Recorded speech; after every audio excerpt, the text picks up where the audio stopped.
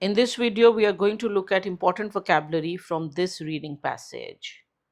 Let's start with one key idea in the passage. Robots. Instead of only using the word robots, the passage also uses words like artificial intelligence, machines, computers, computer networks, machine intelligence, and robotics. So, when the passage talks about machines, it's basically talking about robots. You'll also see phrases like robotic tools, robotic craft, and even robotic societies. For example, robotic societies means societies where robots are everywhere and play a big role, something we usually see in movies or science fiction. Now let's look at some words and phrases that help us find answers. The question may use one word, but the passage may use a different word with the same meaning. For example, the question may use the word imaginative, but the passage may use creative. We see this in question 29. The question says, as imaginative as human intelligence, while the passage says, close to the creative intelligence of a human. Words like mediocre, average, and second rate all mean not very good, and high quality and first rate are the same. We see this clearly in question 32. The question says high quality science fiction, while the passage says first rate science fiction. And in the same question, mediocre scientists matches with second rate science. Moral and ethical both mean what is right or wrong. These are very common words in reading passages. So, doing something fairly is doing it correctly or morally or ethically. So, if the question says treat fairly, the passage may talk about moral or ethical ideas. We see this in question 30. The question says, are we treating robots fairly? And in the passage, we see the idea expressed as moral questions arise. To exploit means to use something unfairly. In the passage, we see examples like exploit mineral resources and also exploiting robots. So, when something is exploited, it becomes a moral or ethical issue. Now, morally dubious. Dubious means doubtful. So, morally dubious means we are not sure if something is right or wrong. In the passage, we see this in the idea of colonization of other planets. It says this idea seemed morally dubious. And in question 34, we see that the question says ethical aspect, and in the passage, the words used are morally dubious. Colonize means to settle or live in a new place. We usually hear this word in history when one country colonized another country. But here it is used in the context of space, humans going and living on other planets. Space is mentioned quite a bit in this passage. Here, space means areas beyond Earth, like, like planets and the universe. And in the passage, we also see words like outer space and other planets. Words like fear, scared, and frightened all mean the same thing. In the passage, we see phrases like scared by advances in artificial intelligence and fears of artificial intelligence. Then we have damage and harm. If something causes harm or damage, we may feel fear. So we have phrases like damaging effects, shown themselves to be a threat. Malicious means someone who wants to cause harm. And if something is a cause for concern, it means we should be worried about it. A natural tendency to do something means a habit, something we usually do. We can also say inclination. Intrinsic means something that is natural or built in. In the passage, we see anything intrinsic to the machines, meaning something that is a natural part of the machines themselves. Personify means to give human thinking or feelings to non human things. You may have heard of personification in poetry. This is the same idea. Inanimate objects or non human entities both mean things are not human or not alive. To attribute means to give or assign a quality to something. So, if we connect all of this, the question says the result of our inclination to attribute human characteristics to non human entities. And the passage says it stems from humans' tendency to personify inanimate objects. Both are saying the same thing. Humans naturally give human qualities to non human things. Advanced and sophisticated both mean highly developed. So, in the passage, we see phrases like robots that are advanced enough, sophisticated robots, and advanced successors, all referring to more developed machines. So, in the passage, we see phrases like robots that are advanced enough, sophisticated robots, and advanced successors, all referring to more developed machines. Advance or advancement means development or improvement. For example, advances made in the field of artificial intelligence means developments in that field. Potential means something that could happen in the future. So in question 38, potential advance means a possible future development. Develop independent thought means the same as a mind of its own. That's what helps us find the answer to question 38. Savants are people who are extremely good at one thing but not good at others. In this passage, the phrase used is idiot savants. This means robots may be very good at specific tasks such as calculation or processing information, but limited in other abilities. So, for question 27, the question says we need to restrict the abilities of robots, and in the passage, this idea is expressed as we should ensure that robots remain no more than idiot savants. One small pattern that can really help you is the prefix out. In this passage, we see words like outnumber, outwit, and outstrip. Out usually means more than or better than. So, outnumber means to be greater in number than. Outwit means to defeat someone by being more intelligent. And outstrip means to become better than, similar to surpass. For example, the passage says robots lack the capacity to outwit us and they may surpass us in the ability to calculate. You may also see similar words in English like outdo and outgrow. Accurate means correct or not likely to be wrong. In question 32, we see just as accurate, and in the passage, the phrase is no more likely to be wrong. Look forward to means to feel positive or excited about something in the future. A simple way to understand it is welcome. So, if people look forward to robots developing greater intelligence, it means they welcome it. Nearer to home in the passage means on earth.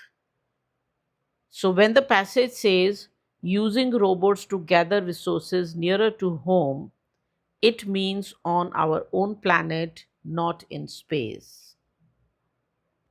So far means till now or until now. In question 35, both Rees and Wolpert agree about the advances made in machine intelligence so far, meaning up to the present.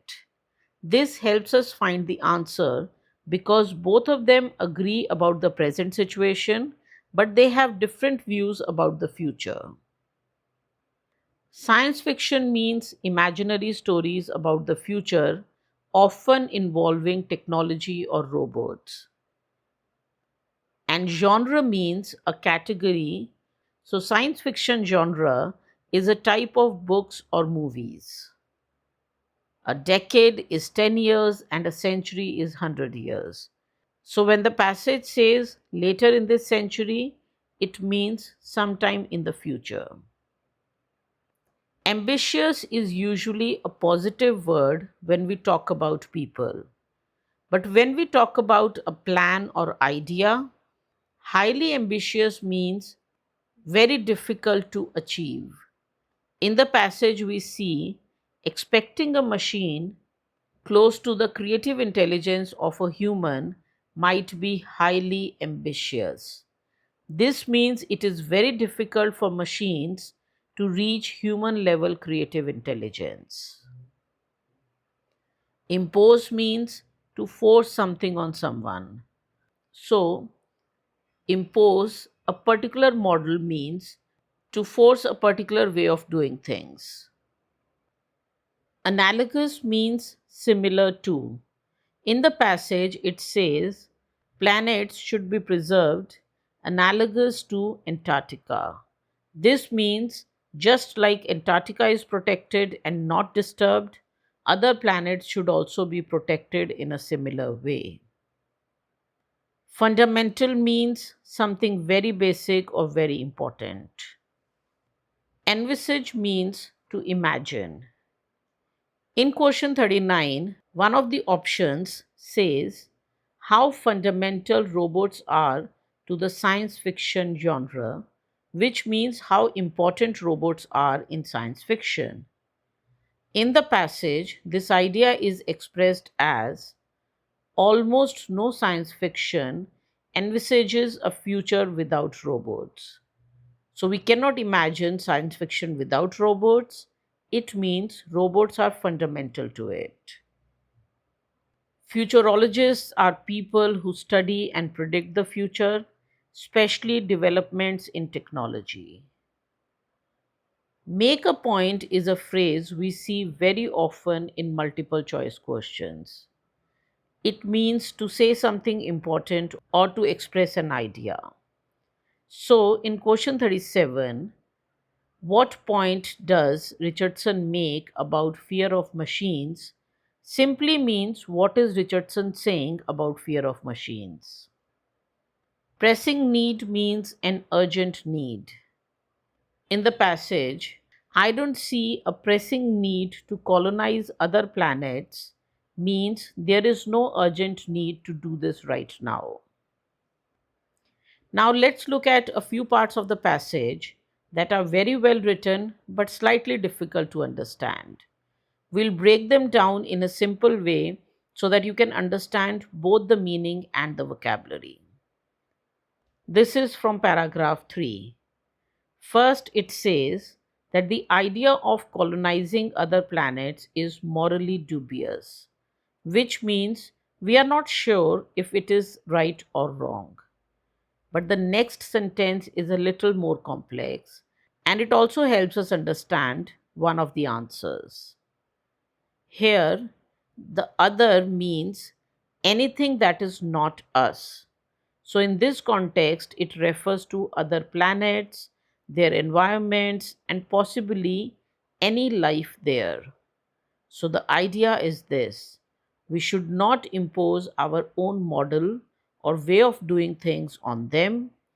Instead, we should approach them with respect and try to understand them, not control them. This one is from paragraph 11. It talks about science fiction.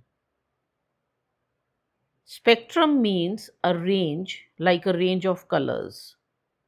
Vivid means very clear. So, a vivid spectrum means a very clear and wide range of different things.